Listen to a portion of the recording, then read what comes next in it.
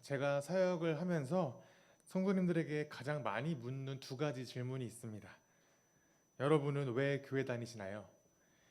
라는 질문과 여러분은 정말 구원 받았습니까? 라고 하는 두 번째 질문입니다. 좋은 말도 반복하면 잔소리처럼 들릴 수도 있겠지만 저는 정말 궁금합니다. 정말 궁금하고 정말 많이 또 궁금합니다. 정말 왜 교회 나오십니까? 왜 앉아 계십니까? 왜 도대체 세상에 좋은 거 많은데 왜 이 자리에서 이렇게 시간을 보내십니까? 정말 우리는 구원 받으셨습니까? 정말 구원 받는 게 확실합니까? 맞습니까? 우리가 예수님을 믿고 교회 다니는 이유는 단지 천국에 가기 위함이 아닙니다. 만약 이것이 유일한 이유였다면 하나님은 우리가 예수님을 믿자마자 바로 우리를 천국으로 불러주셨을 것입니다. 그런데 왜 우리는 그렇지 않았죠? 왜 많은 사람들이 예수 믿고 구원받았다라고 이야기하고 확신하고 믿는데 왜 즉시 천국에 가지 않으시고 이 자리에 앉아서 이 세상에서 살아가고 계십니까? 그 이유는 바로 우리가 예수님을 믿는 것이 천국에 가는 것이 유일한 이유가 아니기 때문이죠.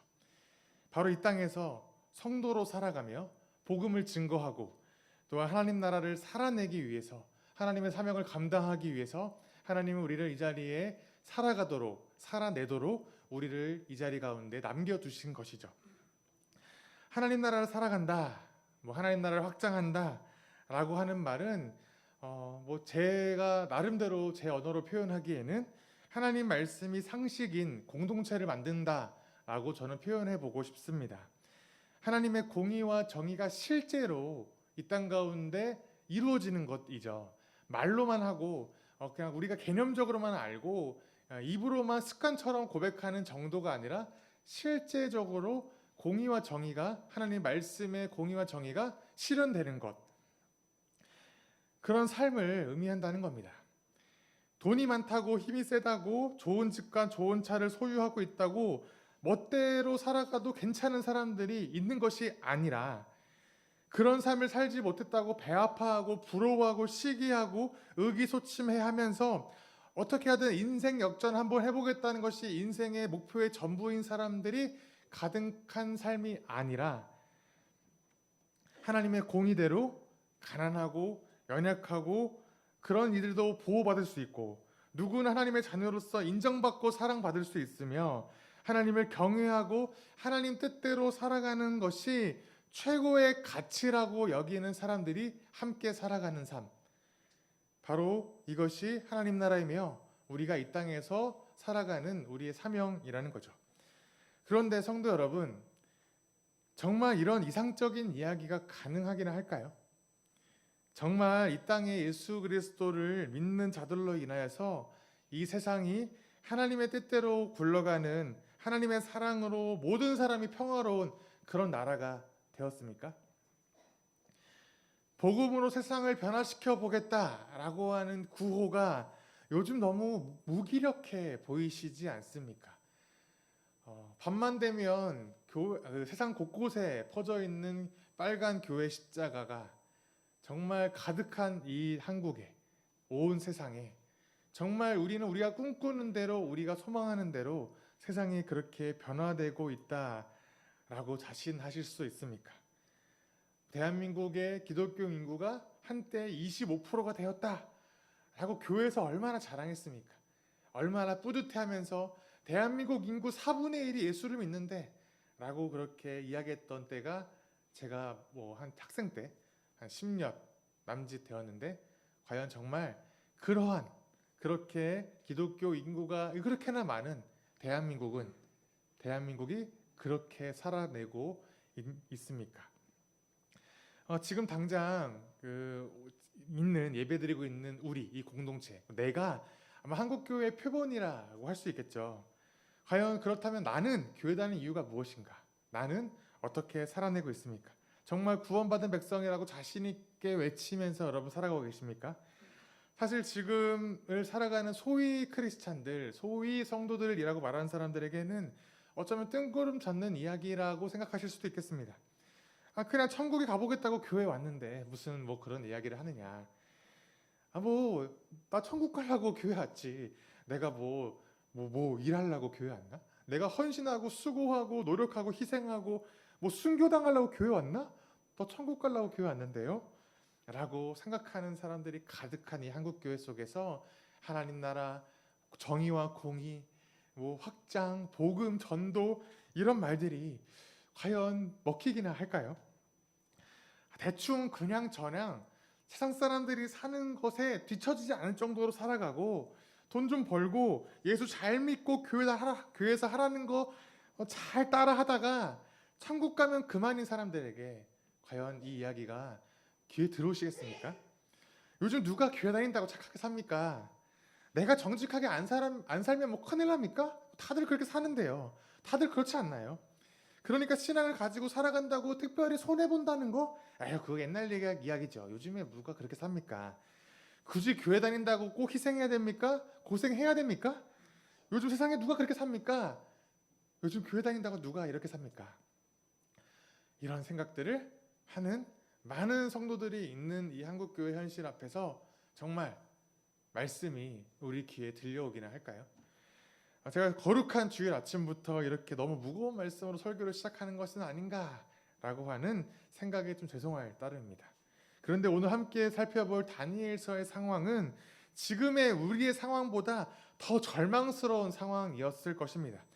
지난주까지 살펴본 이야기를 들어보면 느부갓네살의 이야기가 왠지 우리에게 좀 희망을 가져다 주지 않았습니까? 이방의 나라의 왕이 하나님을 고백했답니다. 처음에는 조금은 잘못된 신앙으로 고백했지만 마지막을 가보니까 정말 하나님을 향한 진정한 고백과 또한 교만을 깨트려버리고 오만을 버리고 하나님께 겸손히 순종하는 이 이방 나라의 왕 느부갓네살의 이야기를 보면서 와, 왠지 유대인들의 삶이 조금 나아지겠거니 우리가 기대를 해봤겠죠.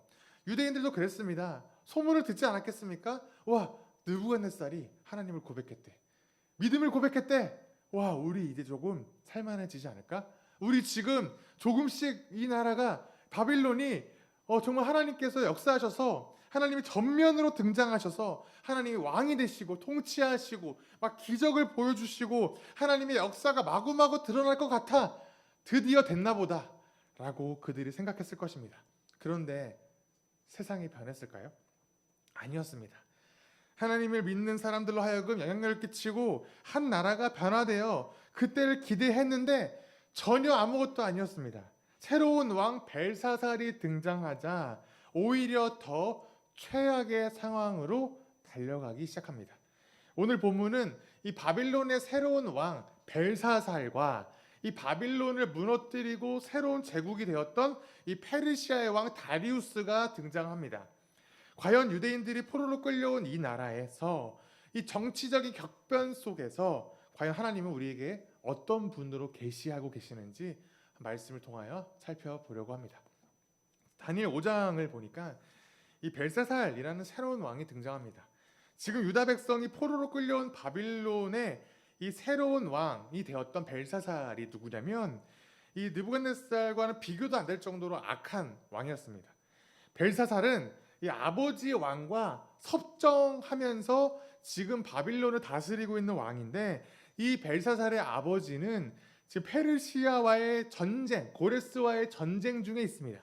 아버지는 전쟁 중에 있고 이 섭정을 하고 있는 아들은 무엇을 하고 있습니까? 지금 이렇게 중요한 순간 5장 1절 말씀을 보시면 무엇을 하고 있는지 말씀하고 있죠. 제가 읽겠습니다. 벨사살 왕이 귀한 손님 1000명을 불러서 큰 잔치를 베풀고 그 1000명과 더불어 술을 마셨다. 무슨 얘기인가요? 지금 이 나라의 존폐가 달려있는 전쟁 중입니다. 지금 이 아버지는 전쟁 중에 있어요. 사실 역사를 보시면 이 전쟁 때문에 이 바빌론이 결국 멸망하고 페르시아가 제국으로 등장하게 되는 이 서방 제국의 제패하게 되는 놀라운 일이 벌어집니다. 지금 그 중요한 전쟁 중에 술을 퍼마시고 있습니다.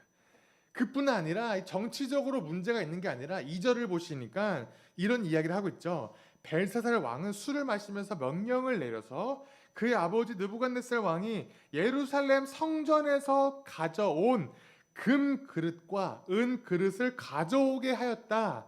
왕과 귀한 손님과 왕비들과 후궁들이 모두 그것으로 술을 마시게 할 참이었다. 2절 말씀에서 느부갓네살이 아버지라고 등장하는데 사실 그 당장 위에 바로 있는 친부는 아니고요. 이 시대의 문화 속에서 이 선대 왕, 그 전에 있던 위대한 왕을 아버지라고 표현을 많이 합니다. 그러니까 정말 아버지는 아니고 그 느부갓네살이라고 하는 위대한 왕을 아버지라 표현한 것뿐이에요. 어쨌든 그 느부갓네살이 가져온 그릇으로 술을 마시려고 하였다는 거예요. 무슨 말입니까? 왜 어떤 그릇인가요? 우리 지지난주 말씀을 기억하시면 그 그릇이 어떤 그릇입니까? 느부갓네살이 유다를 점령하고 나서 그 유다의 여호와 하나님이 얼마나 비천한 신인지를 보여주고 싶어서 그 예루살렘의 성전에 있는 그릇들을 가지고 와서 자기 성전에, 자기 신전에다가 가져놓지 않았습니까? 그 유대의 신을 모독하려는 행위인 거죠. 모독하려고 그 성전의 기물들을 가지고 왔는데 벨사살은 거기에 한층 더 앞서서 술을 마시려고 하는 겁니다. 그러니까 모독을 하겠다는 거죠. 이 아무것도 안 되는 저 쪼무라기 신들의 기물들을 가져다가 우리 술이나 마시면서 그들을 모독하자, 우리나 흥청망청 즐기자, 이렇게 하고 있다는 겁니다. 지금 벨사살이 느부갓네살보다 더 악합니다. 더 맛이 갔죠. 우리가 지금까지 말씀을 통하여서 다니엘서를 통하여 알게 된 하나님은 누구이십니까? 느부갓네살에게 꿈을 주시고 그 꿈을 통하여서 말씀하시는 분이었죠. 그리고 이 꿈을 통하여서 이 바빌론 왕을 세우시기도 하시고 패하시기도 하시는 그 열방의 하나님이시라는 것을 우리가 함께 나누었죠. 우리가 믿는 성경의 여호와 하나님은 열방의 하나님이시기 때문에 유대에 갇혀 계신 분이 아니라 이방 나라에까지도 역사하시는 분이시다. 와, 우리 여호와 하나님 짱이다 라고 우리는 생각했습니다. 그러면 이 우리의 그 캡 왕 짱이신 하나님께서 이 바빌론 땅에서 어떻게 하셔야 되겠습니까? 이제 하나님이 역사하시기 시작하셔야죠. 이제 하나님이 힘을 발휘하기 시작하셔야 되는 거 아닙니까? 이 일련의 사건을 통하여서 하나님을 향한 신앙이 바빌론에 가득 퍼지기 시작해야 되는 거 아닙니까? 왕이 하나님을 믿는다는데 이 나라 속에 복음이 전파되고 하나님 나라의 영광이 선포되고 하나님이 전면으로 드러나셔서 힘을 발휘하시면서 유대인들이 보기에 와, 이것 봐, 우리 하나님 짱이지, 이것 봐, 우리 여호와 하나님이 최고잖아 라고 자랑하는 나라로 변했어야 되는 거 아닙니까? 지금 게다가 다니엘의 상황은 어떻습니까? 모든 지혜자의 어른입니다. 거의 총리예요. 다니엘의 친구들은 지방의 관리자입니다. 높은 자리까지 올라와 있단 말이에요. 지금 한국교회 많은 성도들이 꿈꾸는 상황 아니겠습니까? 왕이 하나님을 고백하고 하나님을 믿는다는 청년들이 이 나라의 높은 자리에 올라가는 것, 높은 지위를 얻어서 떵떵거리며 그곳에서 사는 것, 승진하고 우리 모두가 정치적으로 굉장히 높은 위치에서 살아가는 것, 우리가 꿈꾸는 상황 아닙니까? 그렇게 되면 교회가 성장할 거야. 그렇게 하나님 믿는 사람들이 총리가 되면 교회가 성장하고 누구도 우리 교회 건들지 못할 거야. 기독교와 이 나라 가운데 흥왕하게 될 거야. 한국교회가 우리 기대하면서 그런 거 많이 막 꿈꾸며 사시지 않았습니까? 그런데 오늘 말씀을 보니까 어떤 상황입니까? 아무것도 없습니다. 왕이 하나님을 고백하든 하나님 믿는 청년들이 총리에 올라가든 눈에 보이는 현실은 그렇지 않다는 거죠. 여전히 불의가 가득합니다. 여전히 세상은 잔인하고 여전히 세상의 문화가 지배하고 있습니다. 여전히 하나님 믿는 사람들은 핍박을 당하고 있습니다. 그래서 이 모든 노력과 이 모든 기대가 너무 허무하다라고 생각이 들 정도입니다. 물론 5장 말씀을 계속 보시면 이 벨사살이 술을 마시며 흥청망청하다가 갑자기 공중에서 등장한 손이 벽에 글씨를 쓰고 그 글씨대로 벨사살은 죽게 됩니다. 그리고 이 사건으로 인하여서 바빌론은 멸망하게 되죠. 어쨌든 하나님의 기적이 나타나긴 나타납니다. 제가 하고 싶은 말은 하나님의 기적이 사라졌다, 하나님 말씀이 의미가 없다, 하나님의 역사를 부정하는 것이 아닙니다. 하나님의 역사는 분명히 여전히 있고 하나님 말씀은 여전히 살아 있습니다. 그런데 제가 말하고 싶은 것은 다만 세상이 완전히 변했느냐라는 것입니다. 하나님의 기적이 반복되고 하나님의 역사하심으로 세상의 권력자들이 무너지고 있지만 여전히 세상은 악함이 반복되고 있다는 거죠. 근본적인 변화와 근본적인 회복이 아직 너무 더디어 보인다는 것입니다. 다니엘서 6장으로 넘어가면 어떤 일이 있습니까? 이 답답한 현실이 그대로 이어집니다. 다리우스 왕이 통치하는 페르시아가 바벨론을 무너뜨립니다. 남유다를 멸망시킨 바빌론이 멸망합니다. 그러면 어떻게 될까요? 유대인들이 해방하겠습니까? 예를 들어 이런 거죠. 일본이 조선을 침략했죠. 대한제국을 침략하여 일본이 다스리고 있다가 이 세계 2차 대전이 끝나면서 일본이 패망하였죠. 그래서 대한제국이 어떻게 됐습니까? 해방하였죠. 자, 우리 그러면 그런 것처럼 바빌론이 멸망했으면 페르시아가 점령했으면 자연스럽게 유대인들도 다시 회복할 수 있는 거 아니겠습니까? 그런데 6장 말씀을 보니까 조국으로 돌아가지 못합니다. 오히려 유대인들이 자연스럽게 두 번째 제국 페르시아에 여전히 포로로 살고 있다는 거죠. 달라진 게 없습니다. 하나님이 바빌론을 무너뜨리면 될 줄 알았는데 변한 게 없네요. 유대인들의 삶은 달라진 게 없습니다. 그리고 다니엘에게는 오히려 더 큰 위협이 찾아옵니다. 6장으로 넘어오시면 이 페르시아의 다리우스 왕이 등장할 이 시점에 다니엘은 약 아마도 80살 정도 되었을 것이라고 추측을 합니다.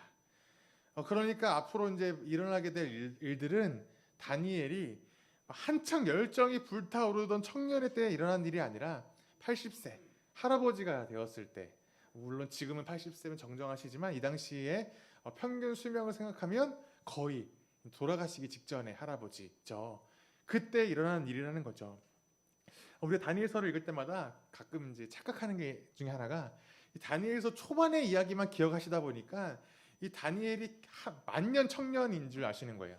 그래서 6장까지 와도 다니엘은 여전히 청년이고 여전히 팔팔할 거라고 생각하십니다. 다니엘의 모든 역사가 아유 그래 나도 10대 20대였으면 그 정도는 했어. 내가 지금 이 나이에 다니엘처럼 어떻게 해? 가 아니라 지금 다니엘이 약 80세 정도 되었을 그때 일어난 일이라는 거죠. 과연 이 할아버지가 다 된 다니엘이 새로운 왕, 새로운 제국, 새로운 환란 속에서 어떤 결단을 했는지 한번 보겠습니다. 이 페르시아 제국의 다리우스 왕이 되고 통치를 시작하면서 여전히 다니엘은 총리의 자리, 높은 자리에 지금 올라가 있습니다. 새로운 제국, 새로운 정치. 그러면 이 새롭게 생겨난 새롭게 점령한 제국의 관리자들은 어떤 생각을 했을까요?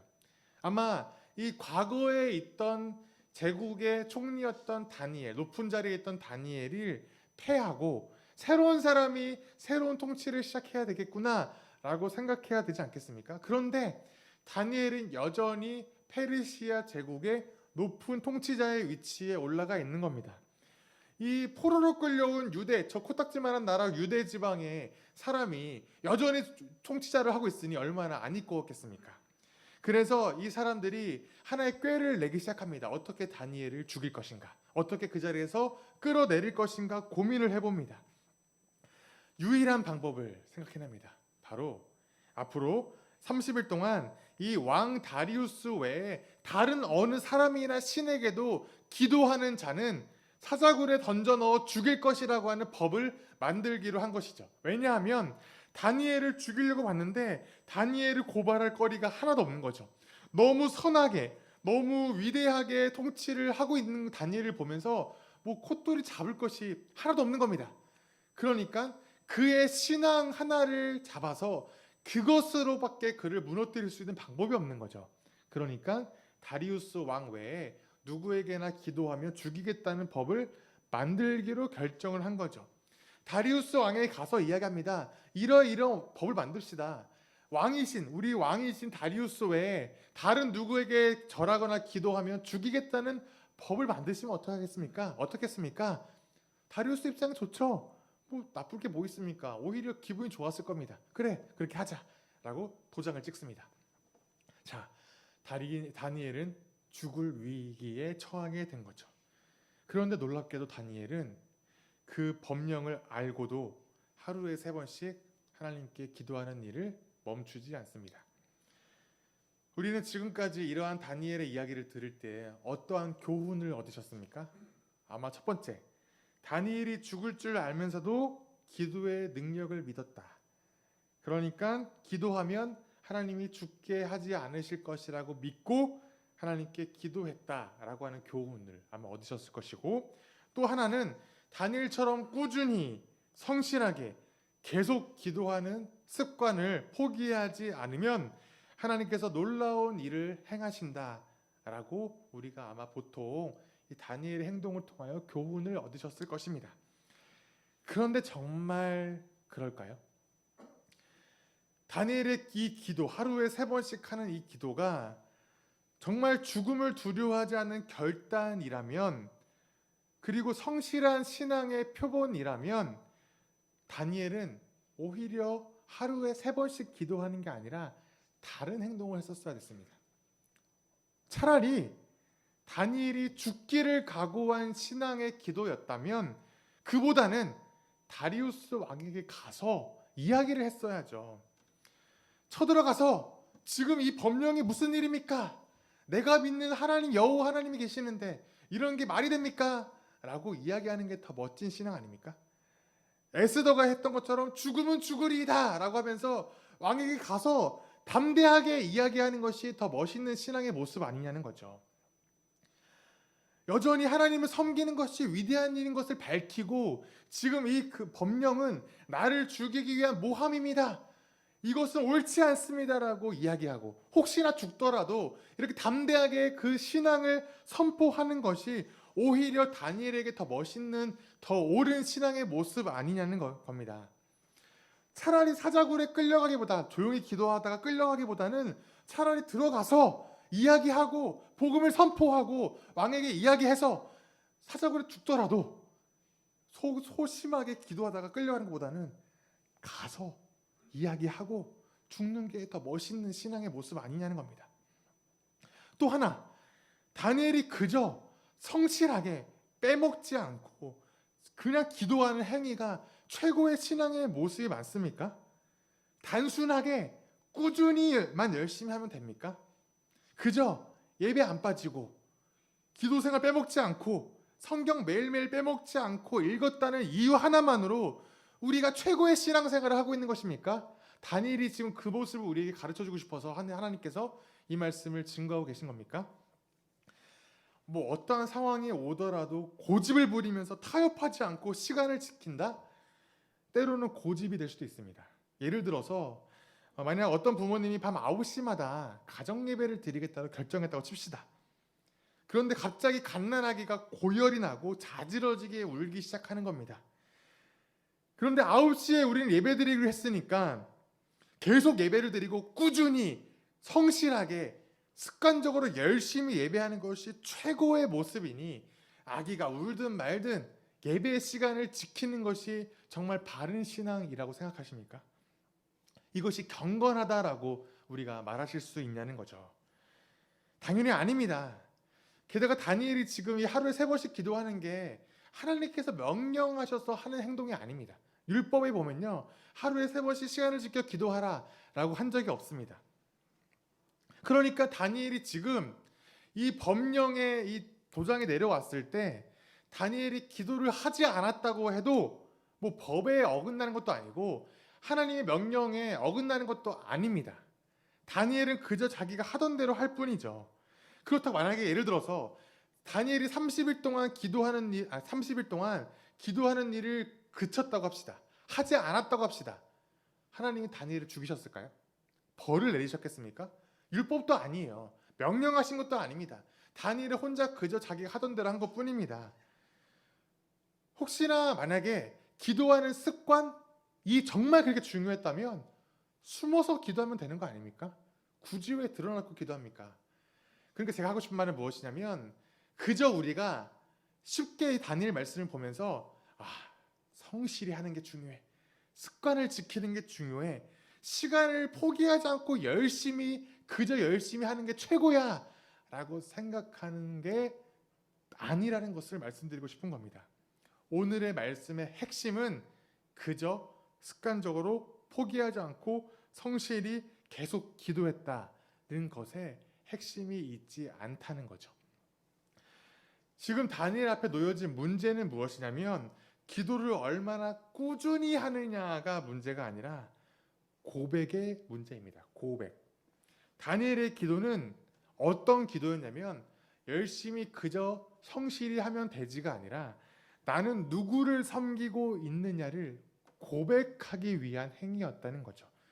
그러니까 다니엘이 하던 대로 하루에 3번씩 기도를 하긴 하는데 뭐 그냥 골방에 가서 조용히 숨어서 기도했다면 어떤 문제가 생기냐면 기도하는 행위는 그대로 유지했지만 다리우스 왕을 포함하여 모든 사람에게 다리우스가 참신이라는 것을 고백하게 되는 꼴이 되어버린다는 거죠. 그러니까 다니엘은 성실히 기도하는 것만이 문제가 아니라 일부러 문을 열어놓고 사람들이 보는 앞에서 기도를 할 수밖에 없었습니다. 만약 숨어서 기도했다면 다니엘이 안 보이네? 이것 봐, 저거 봐. 다니엘도 역시 이런 금령이 있으니까 안 보이는구만. 다니엘이 열심히 기도하든 말든 그게 중요한 게 아니라 다니엘이 눈앞에 보였냐 안 보였냐가 중요하다는 거죠. 그러니 다니엘이 했던 이 행위는 성실히 했다는 게 중요한 게 아니라 결단을 하고 그 행위를 해 나갔다는 것이 중요하다는 거죠. 세상의 환경이 어떠하든 상황이 변하든 변하지 않든 자신이 믿고 있는 이 신앙과 믿음을 드러내어 꾸준하게 성실하게 결단하여 그들에게 보여주었다는 게 굉장히 중요하다는 것입니다. 게다가 다니엘 6장 10절 하반절을 보시면 다니엘이 어떤 기도를 했는지 보여주고 있죠. 그는 늘 하듯이 하루에 3번씩 그의 하나님께 무릎을 꿇고 기도하며 감사를 드렸다라고 말하고 있습니다. 다니엘의 기도는 감사의 기도였다는 겁니다. 그러니까 이 문제 좀 해결해 주십시오. 하나님 나 죽게 되었으니까 어떻게 좀 죽지 않게 해주세요. 라는 식의 기도가 아니라 감사하는 기도를 하였다는 겁니다. 이 상황 속에서 다니엘의 이 기도는 바로 고백, 결단의 기도였다는 거죠. 다니엘은 다른 사람들이 보든 안 보든 자신의 신앙을 비추어 보일 수밖에 없었습니다. 세상의 위협이 다니엘을 위협하든 말든 다니엘은 그 신앙의 결단을 이어갔다는 거죠. 다른 사람들이 뭐라 하든 내 기도 때문에 세상이 변하든 변하지 않든 다니엘은 하나님을 향한 신앙을 포기하지 않았다는 겁니다. 만약 우리가 이 세상이 변하지 않았다고 우리 세상이 그대로라고 해서 그래 생각해보니까 우리가 기도 하루 빠진다고 해도 변하지 않는 것 같아. 그냥 기도 하루 안 하지 뭐. 또 때로는 세상이 다 똑같은데 내 혼자 신앙생활 열심히 지키지 않아도 뭐 세상은 그냥 굴러가더라고. 그냥 뭐 나도 그렇게 평범하게 살다가 천국 가면 그만이지 뭐. 아니면 그래 신앙생활 열심히 해야 되니까 포기 못하니까 그렇다고 무섭기는 하니까 숨어서 예배드릴까? 우리 조용히 우리 식사 기도할 때도 직장에서 기도했잖아. 이렇게라도 하면 어차피 나의 신앙은 유지되는 거고 나는 천국 갈 거고 사람들이 나에게 놀리지 않을 테니까 괜찮지 않을까? 이런 식으로 생각한 게 아니라는 거죠. 다니엘은 자신의 신앙의 고백을 결단을 이어가기 위해서 목숨을 걸고 하나님 앞에 나아갔던 겁니다. 그저 습관을 지키면 그만이지가 아니라 세상을 향하여서 변하지 않는 세상을 향하여서 감사하며 그럼에도 불구하고 감사하며 자신이 믿고 있는 하나님을 향한 자신의 신앙을 묵묵히 한 걸음 한 걸음 지켜나갔다는 겁니다. 설령 하나님이 나를 보호하지 않을 수도 있습니다. 내가 이러다가 죽을 수도 있습니다. 그래도 다니엘은 상관없었습니다. 그래도 감사했습니다. 왜냐하면 여전히 하나님은 나의 하나님이시고 세상이 변하든 세상의 눈앞에 무슨 놀라운 일이 있든 없든 하나님은 나의 하나님이시고 하나님이 나를 구해주시든 살려주시든 죽이시든 하나님은 나의 하나님이시니까 그렇게 감사의 기도를 했다는 것이죠. 말씀을 정리해 보겠습니다. 다니엘서는 인간적인 승리의 기록이 아닙니다. 하나님의 사람들이 이방 나라에서도 저렇게 신앙을 지켰더니 하나님이 이렇게 놀라운 축복을 하시는구나, 이런 기록이 아닙니다. 유대인들이 이방 나라에 끌려가서 그곳에서도 하나님을 향한 신앙을 지켰더니 하나님이 그 이방 나라를 변화시키셨구나, 바빌론, 페르시아를 하나님께서 놀랍게 역사하셨구나를 말씀하는 말씀도 아니라는 겁니다. 하나님이 엄청난 기적을 보여주셔서 과거에 그랬듯이 전쟁에서 승리하게 하시고 하나님이 막 무기를 들고 세상을 향해 나아가게 하셨더니 우리가 다 깨부시고 이겼구나, 이 말씀이 아니라는 거죠. 그런 무용담을 기록한 책이 아니라는 겁니다. 하나님의 백성이라고 여겼던 유대인들이 실패했죠. 그리고 하나님의 섭리로 이방 나라에 끌려왔습니다. 평소에 더러운 개라고 욕하던 이방인들의 지금 포로에 끌려왔다는 겁니다. 평소에 손가락질하고 모욕하던 세상이 아무것도 안 이렇게 보였는데 막상 닥쳐보니까 너무나 큰 겁니다. 망한 줄 알았습니다. 이제 큰일 날 줄 알았습니다. 그래서 이방 나라에 끌려왔더니 보니까 괜찮은 겁니다. 왜요? 바빌론이 어떤 나라인지 여러분 역사를 통해 아시죠? 이스라엘 유대는 진짜 코딱지만한 나라였습니다. 우리가 성경에서 너무 이 이스라엘, 하나님 나라, 유대 막 이렇게 자꾸 이야기하니까 막 엄청 큰 걸로 아시죠?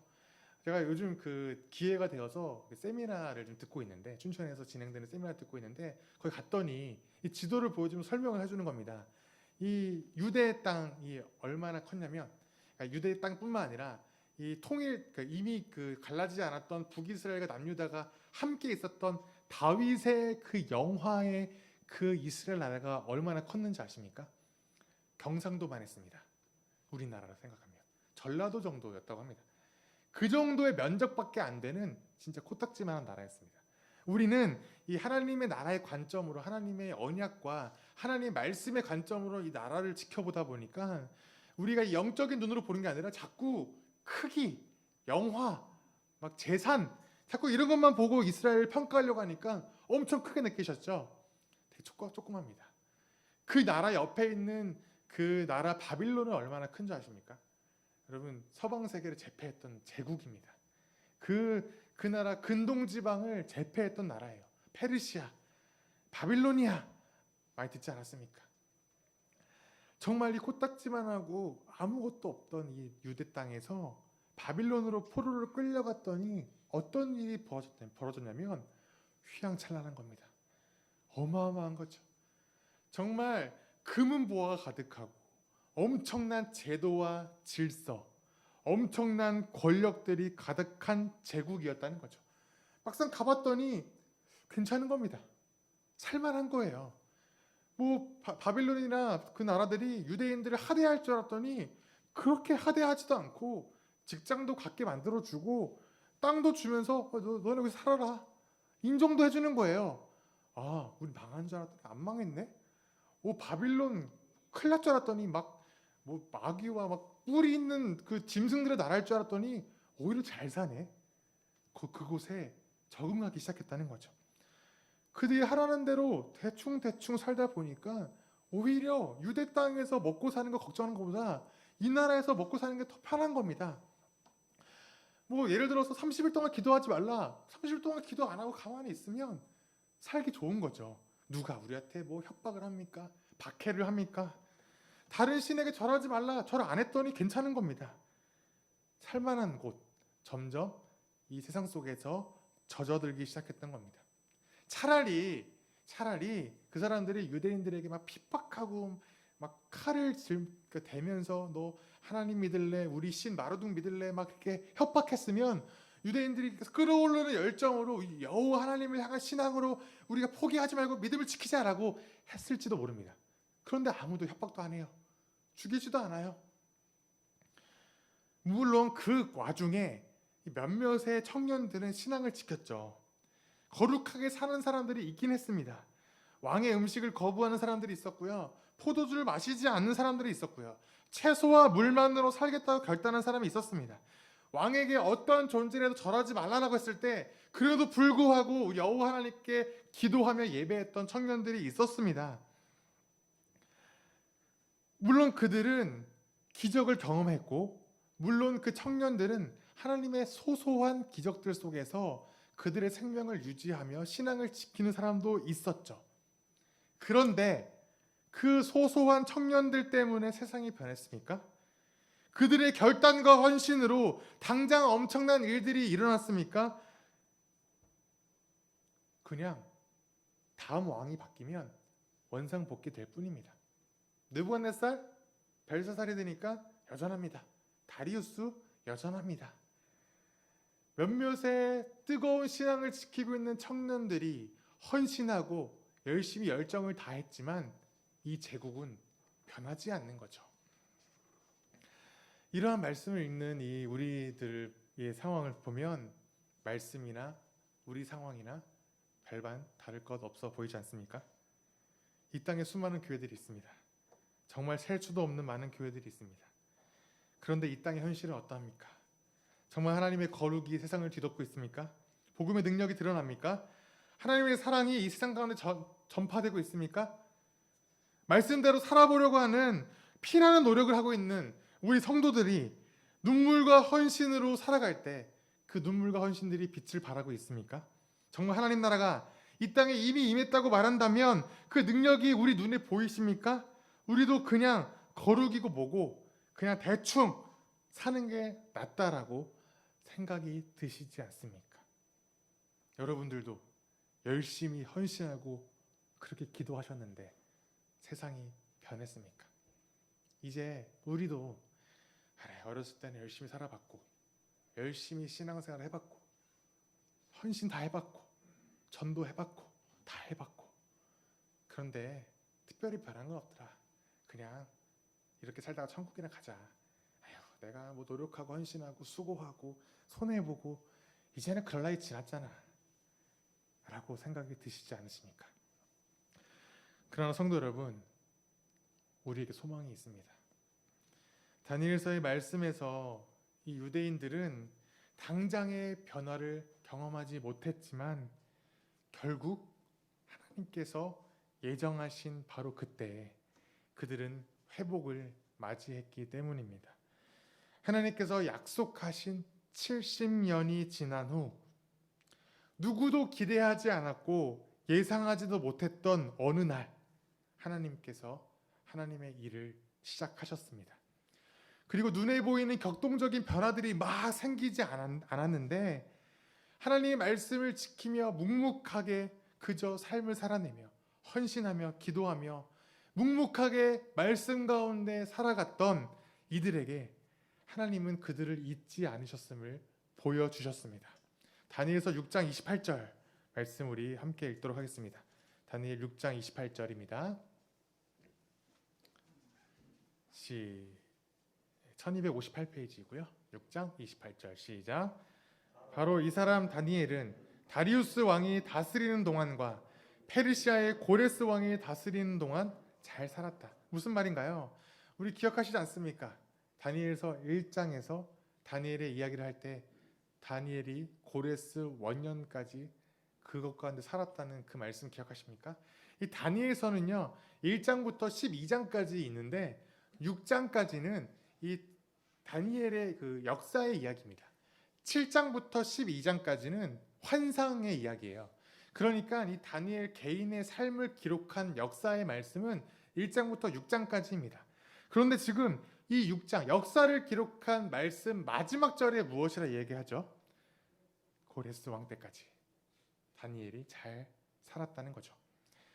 우리 1장 21절 다니엘의 이야기를 시작하면서 했던 말씀 기억하시죠? 다니엘은 고레스 왕이 다스리는 동안 고레스 원년까지 있었다. 그리고 오늘 말씀 이 다니엘서의 시작과 끝 두 말씀에서 우리가 하고 싶은 말씀이 무엇입니까?